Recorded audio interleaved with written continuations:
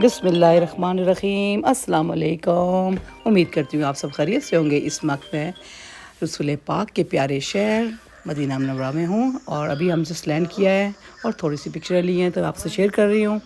यहाँ पे मेरा होटल भी है, आप देख सकते हैं, और मेरी फ्रेंड भी साथ है मेरे, तो इंशाल्लाह मज़ीद आपको दिखाऊँगी। जस्ट आपको दिखा रही हूँ।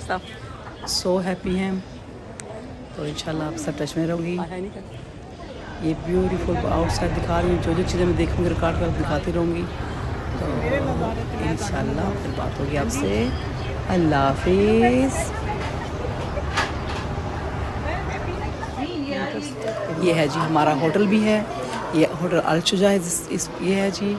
तो इंशाल्लाह मैं मज़ीद वीडियो बनाऊँगी। अभी रात के 3:36 हुए हैं, तो फिर आपसे बात करूँगी। अल्लाह हाफिज़।